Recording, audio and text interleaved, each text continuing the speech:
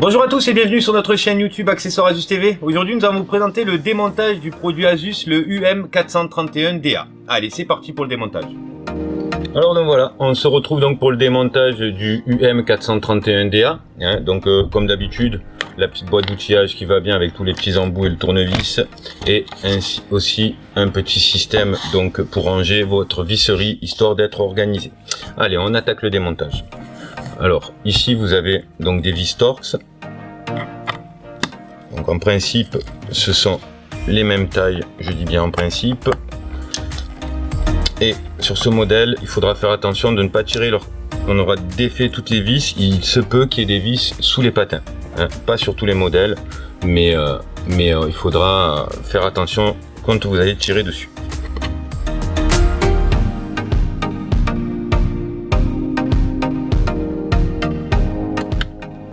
Vous voyez, ce qui est bien sur cette spatule, c'est que vous avez, vous voyez, ça vient tout seul.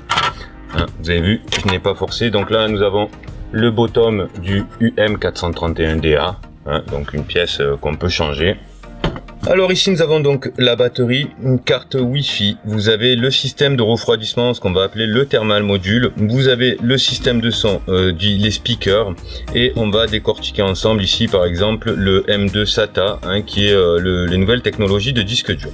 Donc on va commencer dans l'ordre. Je préfère toujours débrancher et démonter la batterie pour éviter tout court-circuit. Donc sur ce modèle il va falloir faire reculer comme ceci la petite glissière métallique qui vient protéger le connecteur. Sur ce modèle vous avez deux petits ergots simplement à retirer vers le dessus. On va donc démonter la batterie.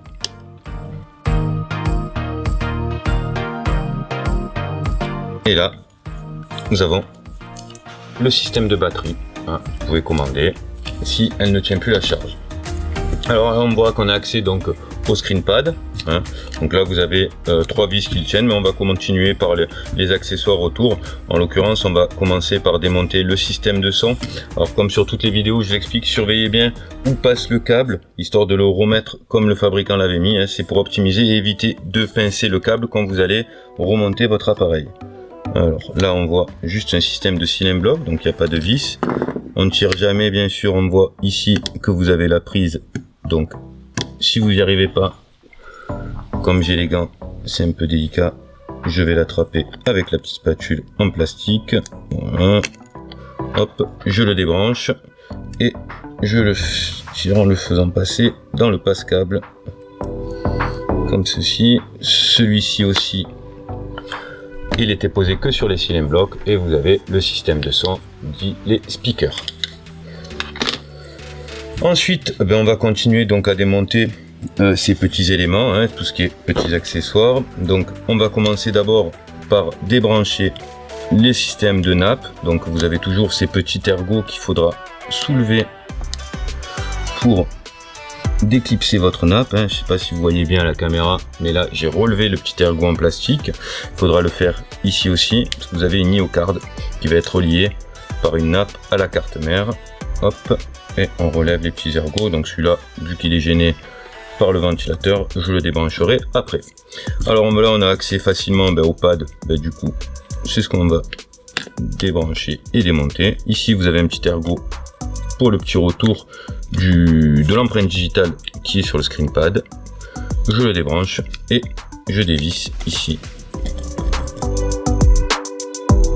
Donc, on force jamais, bien sûr. Hop, ici vous avez une nappe pour le pad aussi. On va la débrancher. Allez, juste avec du scotch double face, vous tirez délicatement, sans trop forcer.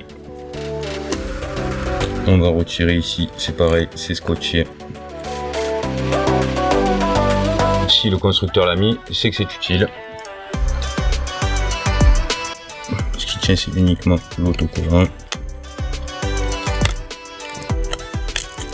Et voilà, donc là vous avez la nappe qui retient. Donc si vous avez besoin de la démonter, vous soulevez ici. Je vais vous montrer plus près. Vous avez un petit ergot en plastique. Vous pouvez le soulever pour retirer la nappe. Donc là, on va faire très attention. On voit qu'on a l'écran, donc on n'appuiera rien dessus. Et on continue donc le démontage. Alors on va commencer par dévisser le module thermal. Là, vous avez démonté donc déjà une partie du module thermique, le ventilateur. Ensuite, on va démonter la carte Wi-Fi. Donc, comme je vous disais dans les vidéos précédentes, avant, il n'y avait pas de repère. Maintenant, vous ne cassez pas la tête, vous pouvez les débrancher, écrit blanc et noir. Vous ne pouvez plus vous tromper.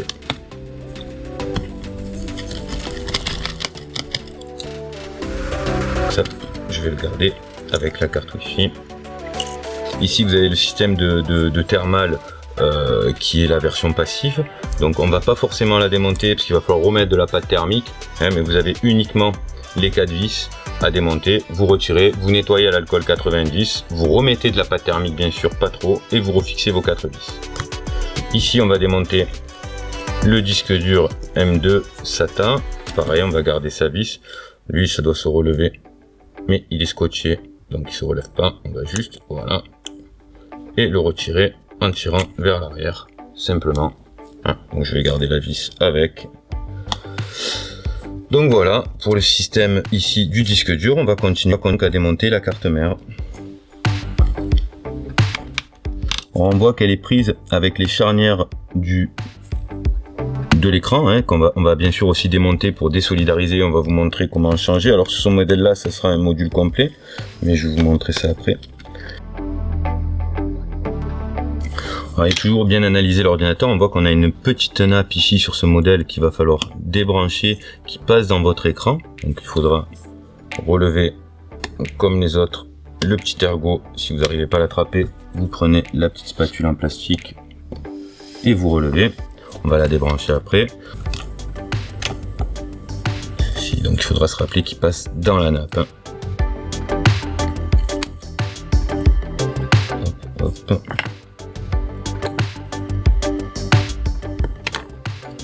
Et voilà pour le deuxième système des aigus et haut-parleurs.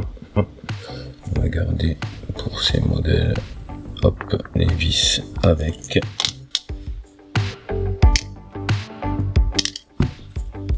Donc là, on a démonté le système haut-parleur complet et on va continuer à démonter donc l'IO-card. Donc on va débrancher ici la petite nappe. Voilà, donc là je l'ai débranché et c'est uniquement autocollant, hein, donc vous pouvez et c'est noté dans tous les cas. Si vous ne savez pas dans quel sens, il y a MB pour vous dire motherboard, hein, qui est sur la carte mère. Allez, on va lever la deuxième charnière. Alors, je vous remontre comment faire pour lever l'écran. Donc vous allez faire très délicatement, comme si vous alliez l'ouvrir, mais pas plus, et vous allez le refermer. Ce qui va permettre en fait aux charnières de rester relevées. Et là, vous allez donc pouvoir les remonter. Faire attention de ne pas tirer fort, logiquement, en soulevant votre partie ici. Vous voyez, on n'a pas débranché le câble LVDS. Il faudra donc jamais tirer, bien sûr. Vous retirez votre nappe ici. Vous avez un passage de câble comme ceci, ici et là. Si tout se passe bien, nous devons, pareil, vous voyez, c'est uniquement le passage de câble. D'où l'intérêt de ne pas forcer. Et voilà, donc sur notre site, vous allez pouvoir retrouver la partie module complet pour cet appareil. Je vous conseille pas forcément de partir dans le concept de changer la dalle, même si vous allez pouvoir retrouver la dalle seule. C'est quand même très fragile le système bezel, hein, et vous risquez, si vous n'êtes pas aguerri, de devoir changer quasiment le module. Hein, voilà. On va continuer à démonter la carte mère et après il ne restera plus qu'à remonter tout ça. Ouais. On va continuer donc à démonter la carte mère. On voit qu'il y a une vis, alors toujours pareil, il y a des petits triangles en repère. Contrôle, vous voyez, on a bien tout levé. Et là, vous avez la carte mère avec le module passif. Hein, je l'ai juste pas démonté pour pas avoir à remettre, c'est un produit neuf, pour pas avoir à remettre la pâte thermique. Hein, mais il n'y a que ces 4 vis à retirer. Hein, donc là, vous avez la carte mère. Et là, vous vous retrouvez donc avec la partie sur ce modèle. Top case, hein, si vous devez avoir à changer le clavier parce que les touches sont parties ou autre dégâts avec du liquide, ben, vous vous retrouverez avec ce module comme cela. Voilà, ben, on est parti pour le remontage. Donc merci d'avoir suivi cette vidéo de tuto, j'espère que cela a été utile pour vos futures réparations. Merci de liker, partager la vidéo et surtout abonnez-vous. Et je vous dis à très bientôt, à la semaine prochaine. Au revoir.